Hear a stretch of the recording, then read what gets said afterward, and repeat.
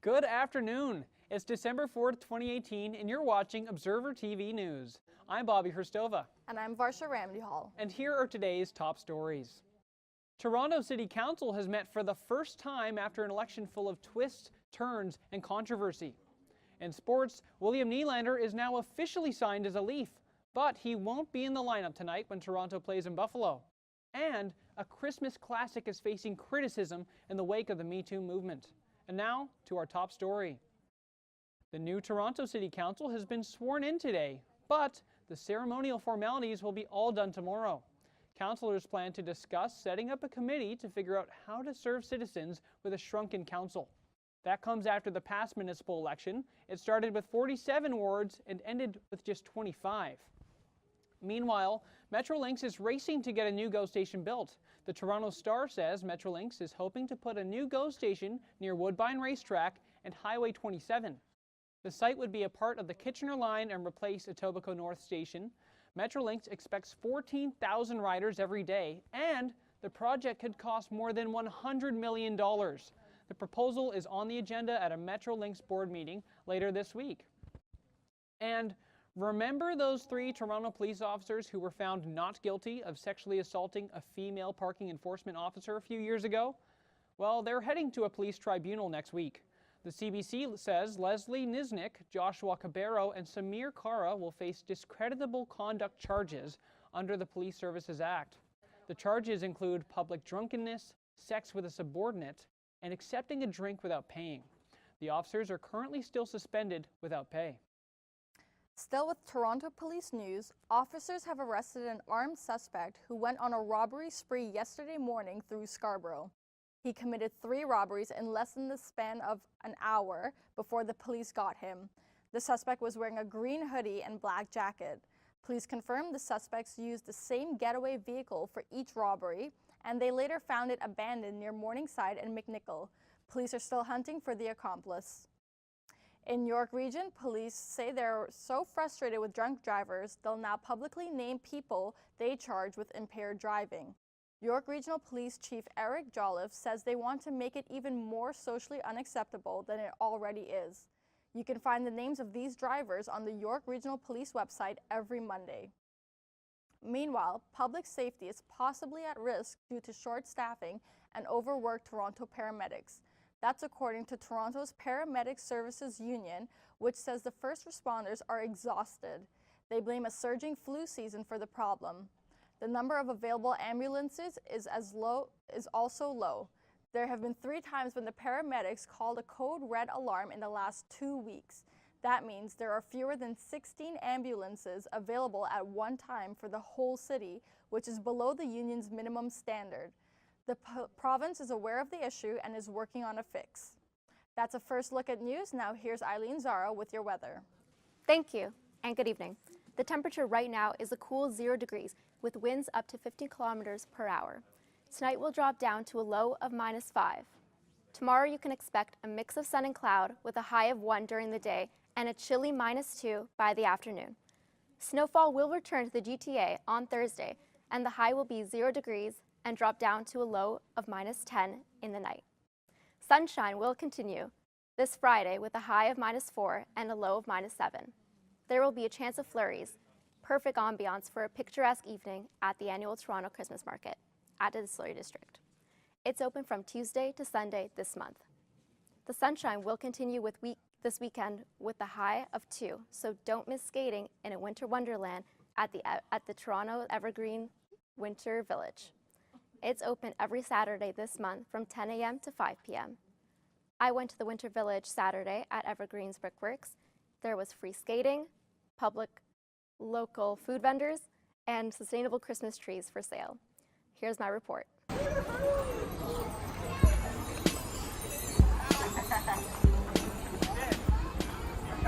We really celebrating bringing the public back into this space. We didn't have skating last year and it's back up. So it's great just to see a lot of members of the community skating, eating, shopping with local vendors and enjoying the winter down here in the valley.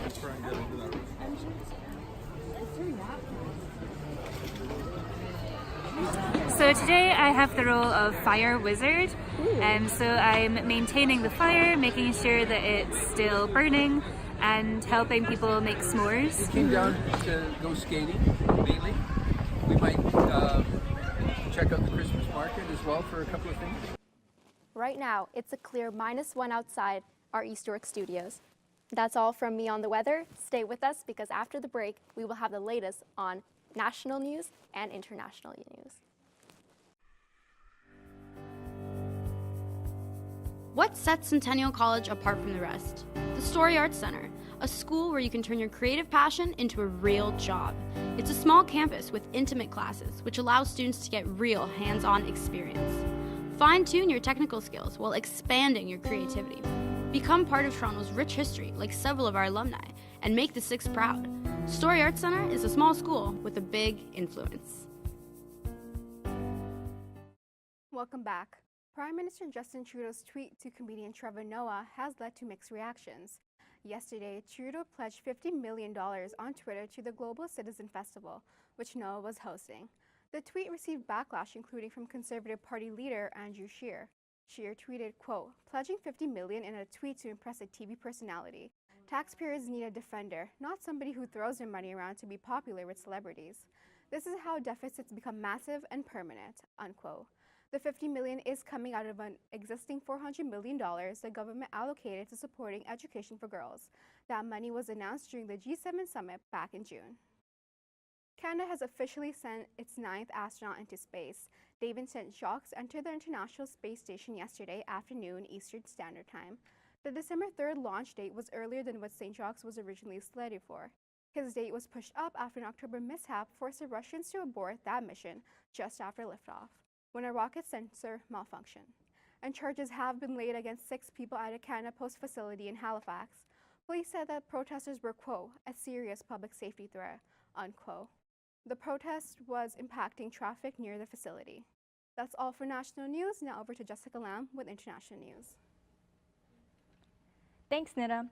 In Washington, D.C. today, the CIA director is scheduled to brief American Senate leaders about Saudi journalist Jamal Khashoggi's murder. Khashoggi was killed in Istanbul 2 months ago while visiting the Saudi consulate. The head of the CIA will meet privately with both the Republican and Democratic Senate leaders, and also with the senators on the National Security Committees to discuss next steps. There are calls for the U.S. to end its support for the war between Saudi Arabia and the Houthi rebels in Yemen. In other news, 6 police officers in Mexico have been shot and killed, and 1 was injured yesterday during a shootout in La Huerta, south of Guadalajara. It's not clear who is responsible. That area is known for being the territory of the drug gang Jalisco New Generation Cartel. According to Mexican President Andrés Manuel López Obrador, who was just sworn in on the weekend, his focus will be on the violence between drug gangs in Mexico. Tens of thousands of lives have been lost to gang violence in the past years. Back in the U.S., a bus carrying elementary school football players from Tennessee has rolled and crashed along the interstate in Arkansas. 1 student was killed and 45 people were injured and taken to hospital. No one knows yet what the cause of the crash was, only that it happened in the early morning yesterday. The bus driver was questioned. 22 injured children were released from hospital in Little Rock. After the break, Jonathan will have the latest in entertainment news. As a kid, this beat was always stuck in my head. I would practice it anywhere I could, whenever I could. I was able to bring the beat to life.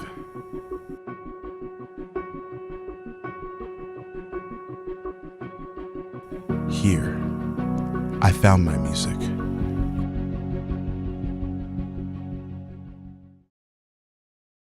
Welcome back, everyone. Calling all Marvel fans, Disney premiered the newest Captain Marvel trailer on YouTube last night. The trailer currently has an astounding 47 million views and climbing. The movie will be released on March 8th in North America and the UK. The film stars Brie Larson, Jude Law, and a much younger version of Samuel Jackson. They CGI'd him to make him look that way. The trailer comes 3 weeks after the death of Stan Lee, who co-created many Marvel characters and used to do cameos in the movies. The head of Marvel Studios, President Kevin Feige, promised that Lee's traditional cameo was shot. In other news, The Walking Dead fans came together to petition for the safety of a furry cast member. More than 50,000 people have signed a petition to ensure the safety of Daryl Dixon's dog, and they don't mean animal abuse. AMC has been notorious for killing off their main characters such as, spoiler alert, Rick Grimes, his son Carl Grimes, and Glenn Rhee. Actor Norman Reedus, who portrays Daryl Dixon, is also retweeting the petition on Twitter to show his support for his screen co-star in the future episodes. And now over to Jella for more entertainment news. Hello everyone! It's that time of the year again when radio stations play our favorite holiday jingles. But there's one song that's currently taking some heat.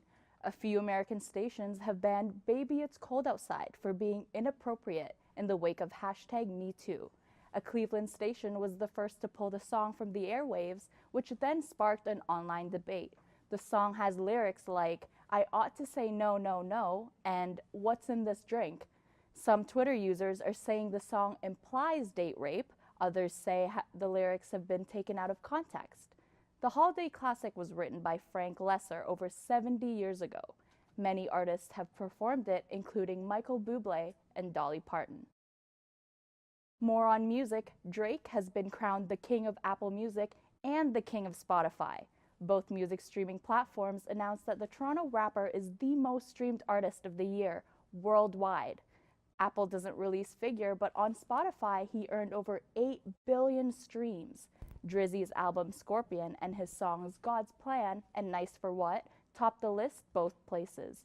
He beat out runners-up Post Malone, XXXTentacion, Cardi B, J Balvin, and Ed Sheeran. That's it for entertainment. After the break, we'll have the latest in the world of sports with Michael Gezahen and Angelica Balatbat. What sets Centennial College apart from the rest? The Story Arts Center, a school where you can turn your creative passion into a real job. It's a small campus with intimate classes, which allows students to get real hands-on experience. Fine-tune your technical skills while expanding your creativity. Become part of Toronto's rich history, like several of our alumni, and make the Six proud. Story Arts Center is a small school with a big influence. Welcome back, everyone. Toronto Maple Leaf fans are happy about William Nylander's return to the team. On Saturday, Nylander signed a 6-year, $41.7 million contract with the Leafs. The final decision came 5 minutes before the 5 p.m. deadline. Teammate Mitch Marner says he was ecstatic when he saw Nylander for the first time yesterday. He says he gave him a hug and said congrats. Risks aside, Nylander, who was born in Calgary, says he's happy to be rejoining the roster. He told reporters on Saturday that he always wanted to be here and that it wasn't a question the entire process. Tonight, the Leafs play the red-hot Buffalo Sabres in Buffalo. They trail Toronto in 1 point in the Atlantic Division. Now to Angelica with the latest on the Toronto Raptors. Thanks, Michael. The Toronto Raptors' 8-game winning streak came to an end last night. The team lost 106-103 to the Denver Nuggets. Kawhi Leonard scored 27 points, 8 rebounds, and 2 assists, but it wasn't enough. Raptors head coach Nick Nurse has led Toronto to an NBA best 20-5 record, including 6 consecutive victories at the start of the season. Nurse was awarded Eastern Conference Coach of the Month yesterday. The Raptors will play the Philadelphia 76ers tomorrow night at 8 p.m. at the Scotiabank Arena. Stay with us for more news and meet the reporters after these messages. As a kid, this beat was always stuck in my head. I would practice it anywhere I could, whenever I could. I was able to bring the beat to life.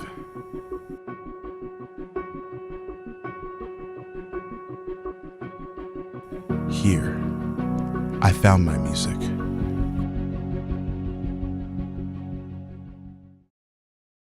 More than 250 guinea pigs participated in the 3rd annual Toronto Picnic at Greenwood Park, raising more than $2,000 towards helping pets find suitable homes.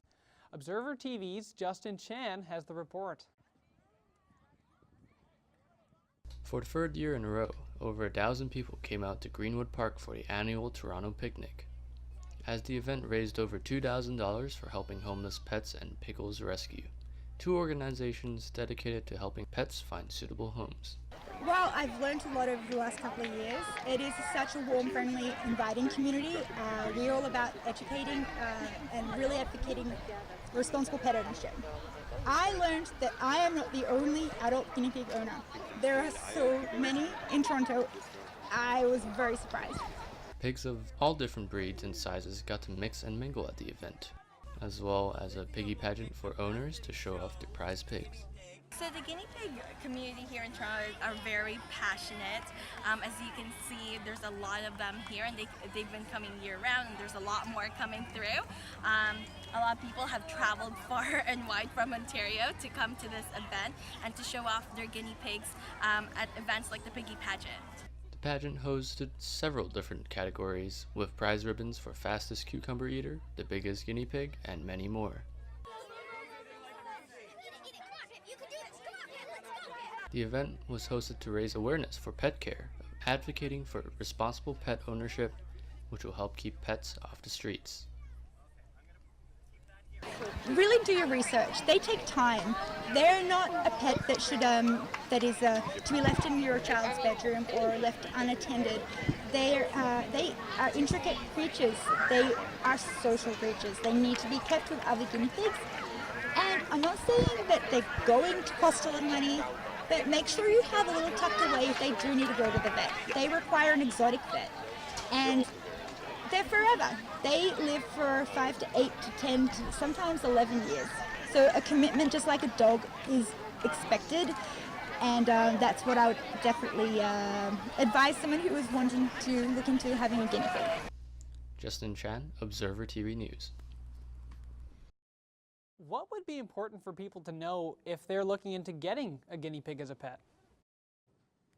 Guinea pigs are actually very social creatures. Guinea pigs may actually suffer and demonstrate abnormal behavior if they actually get too lonely. So it's advised to get 2 pigs at once for them to keep each other company. Overall, the event was to raise awareness for responsible pet care and how prospective pet owners should do their research to properly care for a pet in order to prevent neglected or even homeless animals. Thanks, Justin. The Whitby Model Train was in full swing again this year with its usual crowds of families and enthusiasts. But could this hobby be on the outs? Observer TV's Alan Samick was there to find out more. There's just something about model trains that gets kids going. And every year in Whitby, they can be seen scurrying around the annual model train show, holding their parents' hands, admiring the little cars going round and round the track. For over 2 decades, the Pine Ridges Railroaders have been putting on their show in the community. The club started in 1969, and for its members, these miniature train displays are more than just a hobby. For them, it's an art form. The idea is to try and make the layouts as realistic as possible. And there's a lot of people that are very, very talented, and they just seem to have that knack of being able to look at something that's 1/87th scale, so it's 87 times smaller than what we are, and they're able to just tweak things. They use their imagination, they use photographs of actual objects, and they're able to recreate the world in a much smaller scale. Much of these tiny, detailed displays of everyday life are handmade, each tree branch and roof made with a delicate hand and a careful eye. These ones here are made with bristles from a paintbrush, or perhaps they're made with furnace filter material. They're glued onto a skewer, and then you sprinkle green scenic material that you can purchase in a store. You just sprinkle that on top. Different trees obviously are made with different items depending on the type of tree you're trying to create.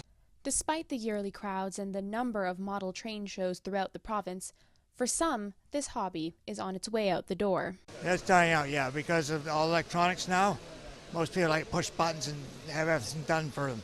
For others, it's a generational shift. A lot of clubs are also going through a membership issue. A lot of people who are younger enjoy trains, and then they get off to university and college, and they get off into their career. They don't necessarily stay with it. And even then, other members of the Railroaders like Stephen Pease point to their younger members as proof that model railroading is an art that will continue to thrive. And there's a lot of interest because this hobby incorporates electronics, mechanics, carpentry, you name it, this hobby has it. It's great to see kids that get into it because of the hands-on aspect of it. They're not just playing video games, they're actually making something and then watching it run or operate on a layout or run like a real railroad. The Pine Ridges Railroaders have packed up their art displays for now, but they'll be back in Whitby next year. And by that time, the club will be celebrating its 50th anniversary. Ellen Samick, Observer TV News, Whitby.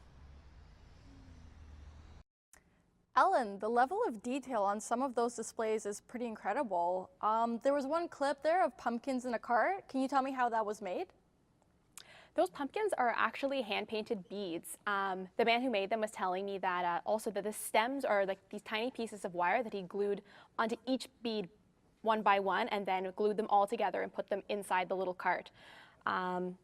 But I mean, other than the displays, Varsha, I have to tell you that some of the kids there, they were really the ones who were stealing the show, in my opinion. Their energy and their excitement at seeing the model GO trains go by was just so infectious. Amidst phony CRA calls and online hacks, a recent cyber scam is more personal than most. It happened on a dating site. Observer TV's Sergio Arangio has more. Thank you, Bobby. A Toronto police investigation into 2 online extortion cases has led to an arrest. Police announced that on Monday that 48-year-old Michael Malatin has been charged with extorting 2 elderly men on the dating site Ashley Madison. In both cases, men supposedly believed that they were exchanging intimate messages with a woman and they arranged to meet her. But when they went to meet her, they were greeted by a man who allegedly told them that their match was actually an underage girl linked to organized crime. And so he then threatened to expose them if they didn't keep him quiet by paying him. And the incidents occurred in February and March of 2018, police saying they reported the incidents soon after. Now police have charged 48-year-old Michael Malatin in connection with the 2 incidents with 2 counts of extortion and 2 counts of wearing disguise with intent. I spoke with Constable Caroline DeClote about the incidents. Michael Malatin appeared in court on November 30th. Does Toronto Police know of any related incidents? Does Toronto Police know of any other incidents that are related or similar? Well, Bobby, police do believe that there may be more victims, but they are currently on the lookout for any more information that could point them in the right direction. But that's all they were able to reveal to me right now, Bobby. Thanks, Sergio. The Light Up the Beach event is fully underway as happy holiday goers have made their way to the Toronto beaches to partake in the activities. Observer TV's Daniel Clark has more. The 11th annual DeClote Light Up the Beach event is illuminating Toronto's beach boardwalk yet again. The festivities kicked off on the evening of Friday, November 30th with community celebrations celebrating the one and only Santa Claus. Light Up the Beach is raising donations in support of Michael Garron Hospital's addiction and mental health services. New inpatient facilities are expected to open in 2021. This year displays features more than 80,000 Christmas lights and runs from Ludi Lifeguard Station to Palmy Beach until the end of February. Is there any admission fee, and how can visitors donate? Admission is free for Light Up the Beach, but visitors can donate on-site at the event online to support Michael Garron Hospital. Thanks, Danielle. Last week was a big one for the Canadian Premier League as all 7 of the league's teams unveiled their first ever player signings.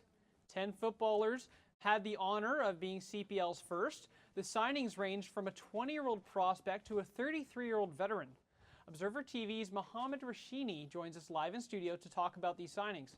Mohamed, what has been the general fan reaction to those unveilings? Definitely positive. The Canadian Premier League has made it clear that they want Canadian players to be the focus of this league, and the fact that all 10 initial signings were either born or raised in Canada is a massive plus for CPL fans. And who do you think was the biggest signing? Cavalry FC's Nick Ledgerwood. He's not a big guy at 5'9", but he does bring a valuable veteran presence from both the club level with 12 years of European playing experience and the international level with 50 Canadian national team appearances. He can also play as a midfielder or as a right back, so he's pretty versatile, perfect for this league. Thanks, Mohamed. With the holiday season approaching, York Regional Police are taking additional measures to prevent impaired driving. Observer's TV Jonathan Enriquez joins us live in studio. Can you give us more details on what the YRP are going to do? In an effort to prevent drinking and driving, York Regional Police will now publish names of those charged with impaired driving. Drinking and driving is a serious criminal offense and continues to take innocent people's lives. This year alone, 1,400 people have been charged with impaired driving and 5 people have died as a result of this careless act. York Regional Police are doing their best to educate people about this issue, but it seems that citizens still drink and drive. The YRP will now release the names of those charged with impaired driving. Every Monday, a list of those charged will be published and shown to the general public. With this in place, the police are hoping this action will further make it socially unacceptable for those who commit this crime. All right, thank you, Jonathan. This just in, the Dow Jones dropped almost 799 points today. The 3.1% sell-off comes after a series of tweets from U.S. President Donald Trump about the current trade negotiations with China. Trump tweeted, quote, "I am a tariff man. When people or countries come in to raid the great wealth of our nation, I want them to pay for the privilege of doing so. It will always be the best way to max out our economic power. We are right now taking in billions in tariffs. Make America rich again," unquote. At home, the TSX dropped 211 points for a total loss of 1.38%. Some experts say there's signs of a recession. Thanks, Bobby. And those are the top stories this hour. You can find the latest online at torontoobserver.ca. Thank you for watching and have a good day.